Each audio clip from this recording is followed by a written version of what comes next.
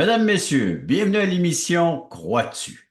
Notre invité d'aujourd'hui est né dans un Québec bien différent de celui d'aujourd'hui, à l'époque où le catholicisme dominait la vie des Québécois. Notre invité d'aujourd'hui a reçu une partie de son éducation chez les religieuses. Il a été bien affermi dans sa foi catholique de l'époque. Croyant fermement à ce qu'on lui avait enseigné, il a passé une enfance et une jeunesse hantées, imaginées par la peur et aussi par l'enfer. C'est à l'âge de 25 ans qu'il fut pour la première fois introduit à l'Évangile, aux Saintes Écritures et au message qu'il a délivré de ses hantises ou de ses peurs. Allons rejoindre notre invité d'aujourd'hui. Je vous présente M. Jacques Marcoux. Jacques, bienvenue à l'émission Crois-tu? Merci Régent, merci de l'invitation. C'est un honneur, un plaisir d'être là pour présenter mon histoire. En fait, c'est pas vraiment mon histoire que je veux présenter, c'est plutôt l'histoire de Jésus à travers ma vie. Hmm. Et c'est la raison pour laquelle je veux le faire, parce que sinon je le ferais pas, c'était juste parler de moi-même. T'es natif où, Jacques? Moi, je suis né dans un petit village, un petit patelin dans l'Estrie. Je suis né en campagne, j'ai grandi sur une ferme. Près d'un petit village qui s'appelait Mansonville, qui est tout près de la frontière américaine. Euh, T'as vu le jour là, t'as grandi là? Jusqu'à l'âge de 18 ans, où je suis allé à Sherbrooke maintenant, après ça, Hmm. poursuivre mes études, puis finalement ma vie s'est développée là. Alors, Euh, parle-nous de ce développement de la vie dans cette région. Bien, d'abord, comme tu as dit un peu dans ton introduction, mon témoignage, quand même, est témoignage un peu particulier par le fait que je suis né dans cette époque-là. Je suis né en 1941. Donc, les premières années les 9 premières années de ma vie étaient dans les années 40. Hmm. Alors, le Québec de cette époque-là, puis le Québec d'aujourd'hui, là, c'est comme deux univers différents. Alors, moi, quand je raconte mon histoire, les jeunes qui m'entendraient aujourd'hui vont peut-être penser que je viens de la planète Mars parce que c'est pas impensable, c'est impensable, c'est là aujourd'hui. Mais le Québec a profondément changé, pour le mieux et pour le pire aussi. Hmm. Alors, c'est ça. Mon histoire commence dans une famille de 9. Mon père et ma mère, on est 7 enfants, 4 filles, 3 garçons. Mon père, comme les hommes de l'époque, il est pas trop religieux. Il est absent. Il travaille à Hmm. l'extérieur, donc je le vois pas tellement souvent. Son influence dans ma vie est celle d'un père absent, puis un père que j'ai plus peur qu'autre chose, Hmm. parce que, il avait jamais lui-même, de sa propre expérience, appris c'est quoi l'amour vraiment. Et puis, bien, il avait un langage très coloré sur le plan religieux. Il Fait avait que- des expressions, mais ils n'utilisaient pas dans le bon sens. Ce qui fait que j'ai entendu le nom Jésus très jeune dans ma vie, mais pas dans le bon sens. Ma mère, au contraire, c'était la femme paisible, la femme qui amenait Hmm. la paix dans la maison. C'était la femme religieuse, elle, très religieuse. C'est vraiment elle qui a marqué ma vie. J'étais très jeune, je peux pas savoir à quel âge j'avais, mais j'étais pas capable d'articuler encore comme il faut. Mais chaque soir, elle m'assoyait sur ses genoux, puis elle me faisait dire cette petite prière, Bon Jésus, faites que je fasse un bon garçon. Hmm. Ben, je suis le seul enfant à qui elle a fait ça, sur les Ah. 7. Et sans qu'elle le sache, elle a semé dans mon cœur un nom, qui était le nom de Jésus. Hmm. Et ce nom-là, par après, a toujours été particulier. Puis lorsque le Seigneur a croisé ma voie, eh bien, ce nom-là, maintenant, a pris toute sa place. Puis c'est ça qui a permis que je puisse arriver à une conversion véritable qui n'était pas facile à l'époque. Comme tu as dit tout à l'heure, Dieu m'a créé qu'une conscience très sensible. Ce qui fait que déjà, enfant, j'étais très affecté par le mal. Hmm. Euh, On était dans une époque là, où la religion était présente partout, comme tu as dit. Et l'enseignement religieux était présent partout. On avait une heure d'enseignement religieux tous les matins à l'école. Ouais. Je fais beaucoup. Et il y avait une énorme emphase sur le péché. Et il y avait toutes sortes de péchés, les péchés capitaux, les péchés véniels comme les péchés capitaux, mais euh, Il y avait le péché mortel les aussi. péchés mortels comme les péchés véniels et compagnie. Ouais. Et puis, il y avait les commandements de Dieu, il y avait les commandements de l'Église. Euh, Donc, Moi, le mal était vraiment présent. Le le péché mal était était présent. présent et moi, j'étais conscient Hmm. que je rencontrais pas les normes. Donc, je me sentais toujours coupable que j'avais péché. Et justement, ils avaient aussi une forte emphase sur l'enfer. Alors moi, j'avais peur, j'ai grandi dans la culpabilité, dans la peur, coupable parce que je me sentais coupable, donc j'étais pécheur, je suivais pas les normes de l'enseignement que je recevais. Et puis l'issue de tout ça, ben, c'était l'enfer. Si je meurs à l'état de péché mortel, je vais en enfer. Puis je me disais, écoute, seul moment où j'étais en état de grâce, c'est après avoir été au confessionnal. Ouais. Et puis pendant les 2 jours qui suivaient, avoir été communié le dimanche. Puis le lundi, je pense pas que je l'étais encore. Alors, pour moi, la possibilité d'être au ciel, c'était pas fort. Et la possibilité d'être en enfer, c'était ça Mhm. ma peur. Et c'est ça qui a hanté ma vie durant toute cette période de mon adolescence. Mais mon Alors, cher Jacques, je m'excuse de t'interrompre, là, mais on va passer à une courte pause. Et là, on se situe entre ciel et enfer. Alors, OK, après la pause, la suite de ton témoignage. OK. Vous rappelez-vous du temps où vous étiez dans ce monde totalement perdu, quand Dieu vous cherchait? Vous souvenez-vous de la joie ressentie au moment où vous êtes passé de l'ombre à la lumière, quand votre raison de vivre par l'amour de Dieu est devenue claire? Allons, levons les yeux, montons sur la montagne pour conquérir. À la gloire de Dieu et au salut des âmes perdues, il est temps de célébrer notre foi.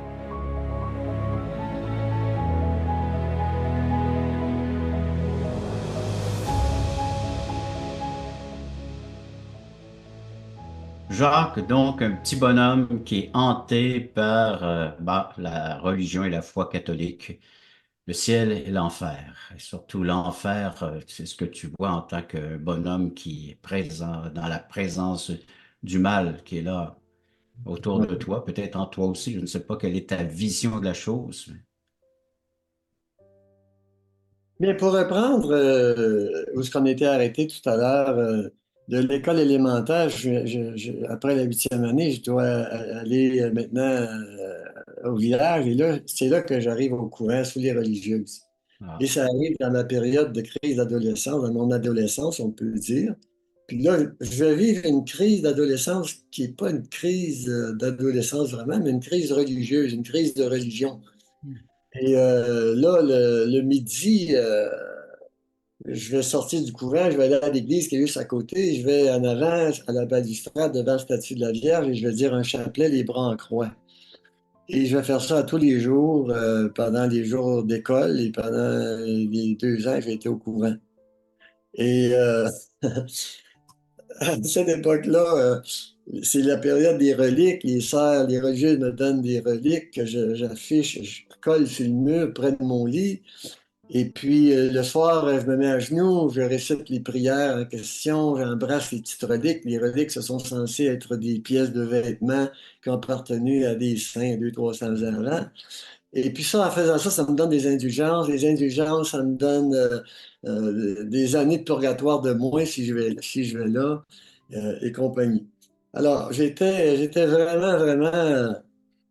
vraiment ancré là-dedans. Puis les religieuses voyant que j'avais une certaine piété. Ils me voyaient comme prêtre, alors ils m'ont influencé pour que j'aille vers la prêtrise. C'est ce que j'ai fait, ce que j'ai voulu faire. Alors, après la 8e année, je me suis inscrit au séminaire Saint-Charles-Borromée à Sherbrooke et je devais entrer au mois de septembre.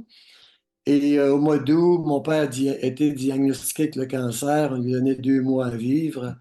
Et il est décédé finalement le 2 décembre, qui était 2 jours avant ma fête, et j'ai fêté mes 15 ans, alors que mon père était exposé dans le salon chez moi.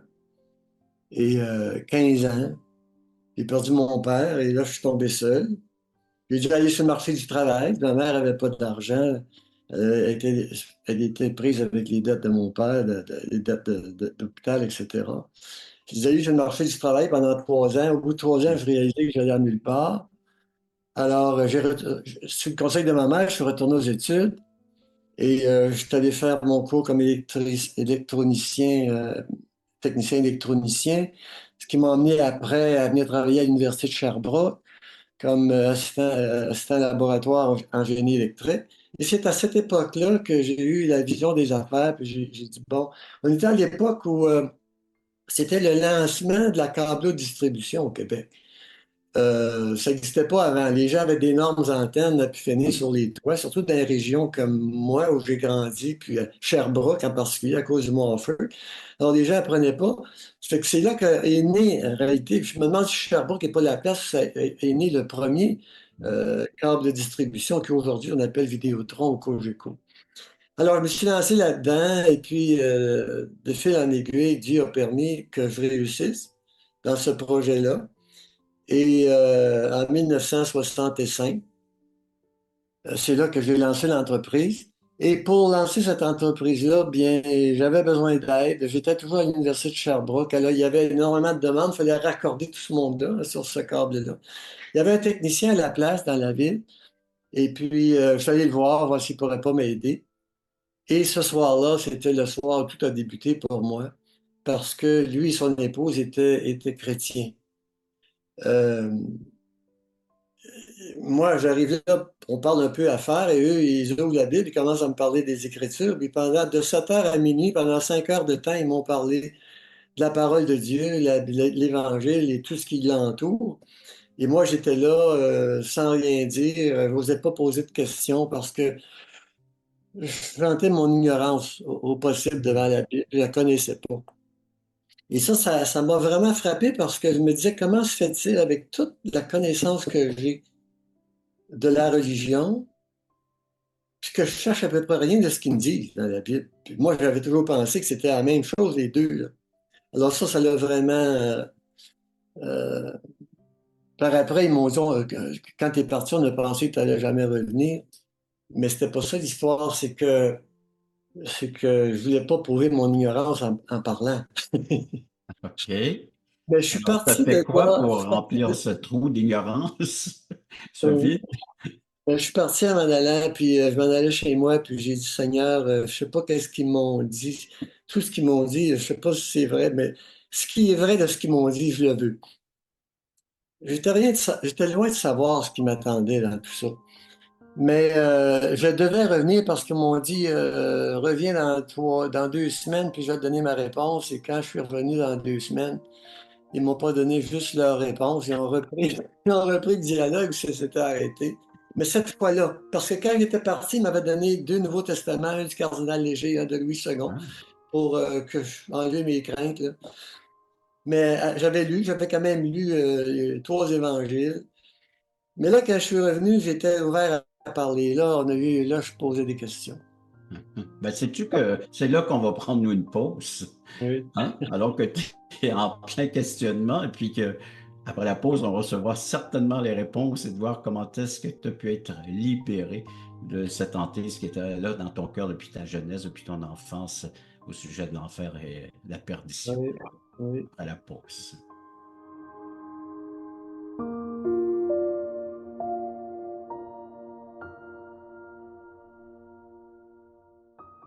Le voici, ce merveilleux cadeau. Nous vous offrons un livret d'environ 20 pages qui a comme titre Passeport pour le ciel. Très bien illustré. Un enfant le pourrait saisir, comprendre la portée du message. Nous vous l'offrons tout à fait gratuitement, sans aucun déplacement de votre part. Vous pouvez nous appeler, vous pouvez aller sur notre site croixtu.ca, faire des demandes, mais il sera livré à la maison, chez vous, Alors donc, juste en faire la demande, et il sera livré gratuitement à la grandeur du Québec, grandeur du Canada, à tous ceux qui voudront le recevoir, qui va vous expliquer comment avoir un passeport pour entrer au ciel, et cela pour l'éternité.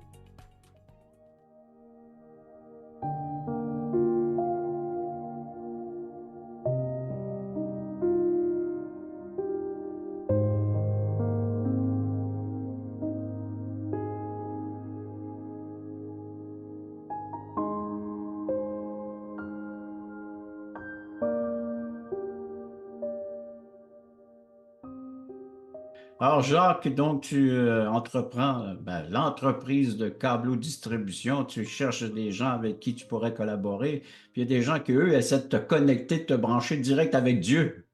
Exactement. À partir de cette rencontre, cette dernière rencontre-là que j'ai eue avec ce couple-là, quand je suis parti de là, j'ai dit, bon, je veux parler avec votre prêtre. Ils m'ont dit, bon, on n'a pas de prêtre, nous autres, c'est un pasteur. J'ai dit, peu importe comment vous l'appelez, je vais le voir. Parce que dans la religion où j'étais, euh, quand tu voulais avoir des connaissances au niveau spirituel, tu n'allais pas voir le voisin, tu allais voir le prêtre. C'était l'autorité, donc j'avais cette mentalité-là. Ils ont dit OK. Et ça n'a pas pris de temps, le pasteur, il m'a appelé, puis on a eu une rencontre, ça n'a pas pris de temps. Bon. Et là, ça a amorcé une série de rencontres à toutes les deux à trois fois par semaine, où il venait et puis il m'ouvrait la Bible, un livre que je connaissais pas. Il ouvrait la Bible et puis il m'enseignait, il m'enseignait. Et entre deux, je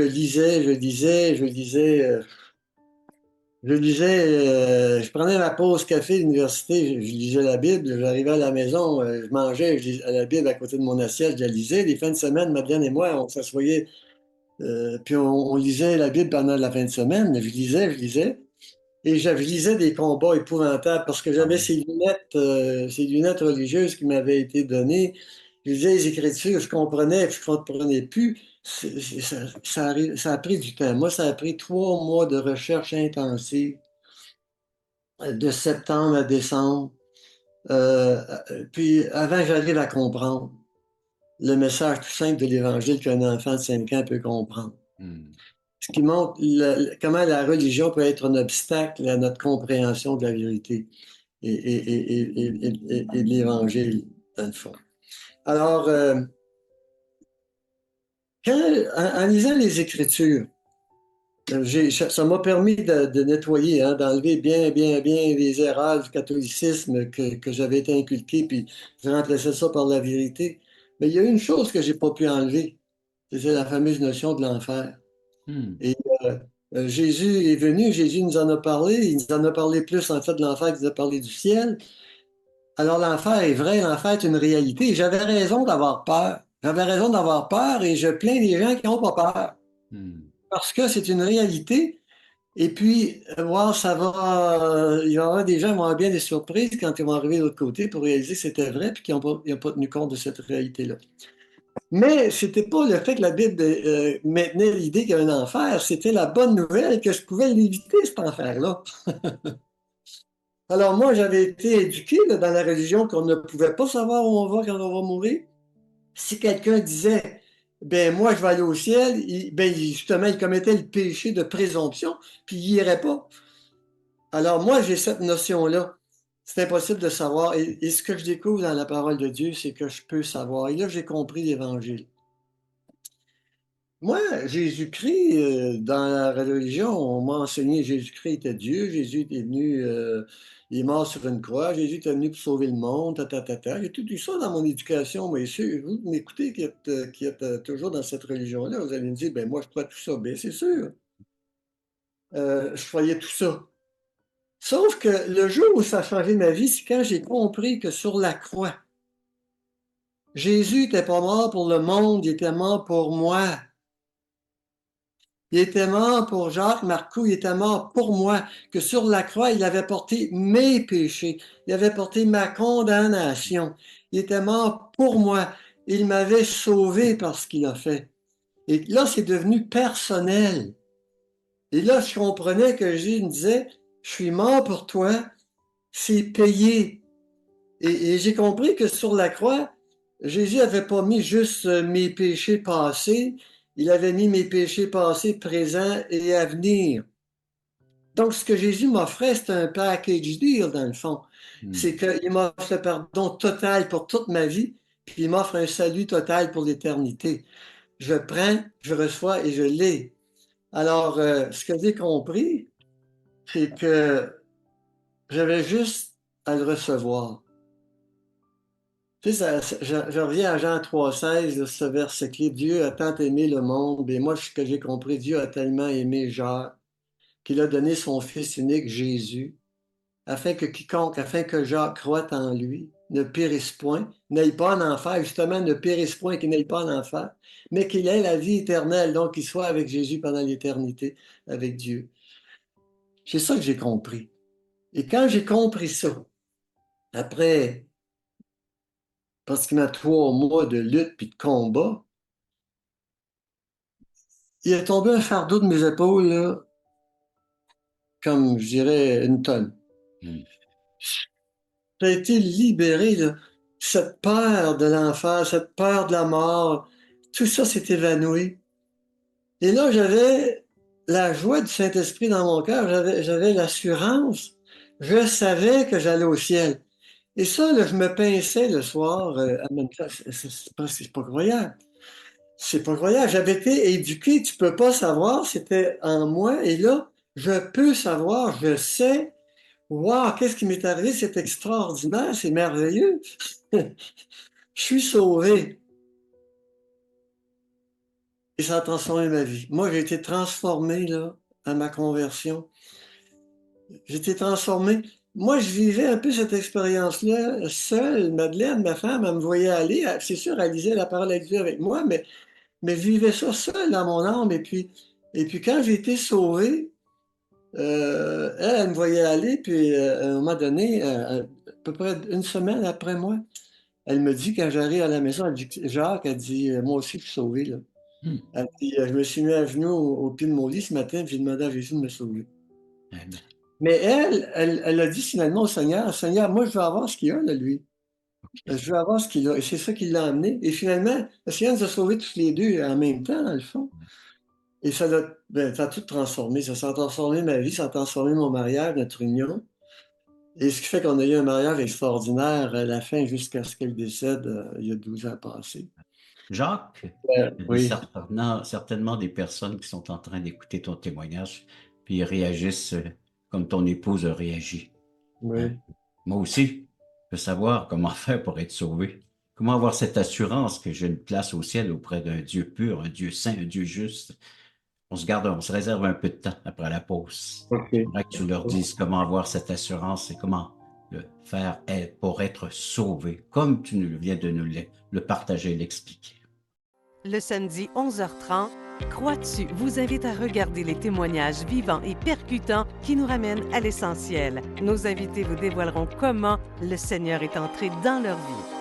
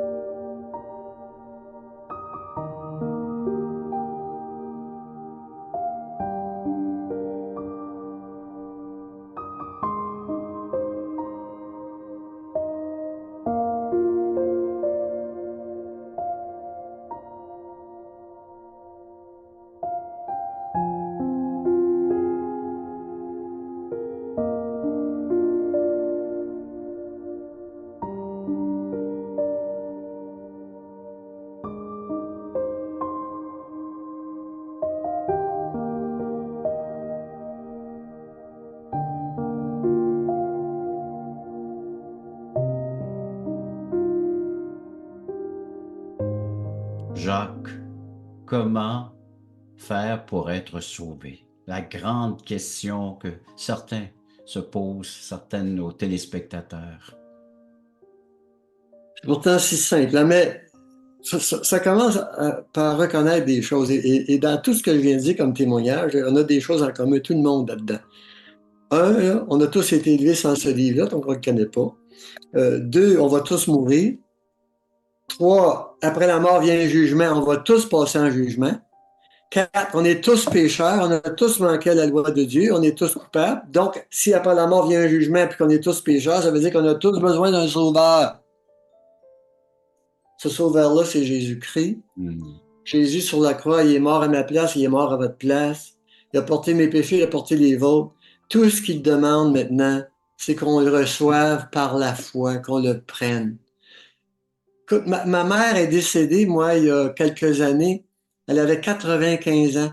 Je suis allé la voir 3 semaines avant qu'elle meure avec mon épouse. On lui a apporté l'Évangile et j'ai vu ma mère là, fermer les yeux et simplement dire « Jésus, sauve-moi ». Jésus, sauve-moi. Elle a ouvert ses yeux, elle était rayonnante. Et ce moment-là, elle a été sauvée. Je sais, je vais voir ma mère au ciel pendant toute l'éternité. Pourtant, c'est juste ça. Et comme le larron sur la croix, c'est quoi? Souviens-toi de moi quand tu reviendras. Jésus dit, aujourd'hui même, tu es avec moi. Ça se fait automatiquement. Jésus n'attend que ça. C'est Jésus, sauve-moi. Je suis pécheur, je suis coupable, sauve-moi. C'est juste ça qu'il va entendre. Le moment qu'il l'entend d'un cœur sincère, il le fait. Mon cher Jacques, c'est tellement simple la façon que tu nous l'expliques. Et j'inviterai les gens, ceux qui veulent en savoir encore davantage et un peu plus, à communiquer avec nous. L'enfer est réel, l'enfer existe. La seule façon d'éviter ce lieu de perdition éternelle, c'est par la foi en Jésus-Christ. Écrivez-nous. Allez nous visiter à croixtu.ca. Appelez-nous, le numéro de téléphone est là à l'écran. Des études bibliques, il y en a les mardis soirs, 19h pour le Québec, 20h pour le Nouveau-Brunswick. Samedi, 9h30, Jacques qui a participé, des témoignages en direct sur la plateforme à croixtu.ca, 9h30. Et toutes sortes de littérature qu'on vous offre, entre autres un passeport pour le ciel. La littérature est gratuite. Alors correspondez avec nous. Ça nous fera plaisir de répondre à vos questions, vos commentaires. Jacques, merci. Merci de ta participation. C'est moi qui te remercie, Régent, pour ce privilège. Et je remercie tous nos téléspectateurs d'avoir été à l'écoute de cette autre émission, Crois-tu?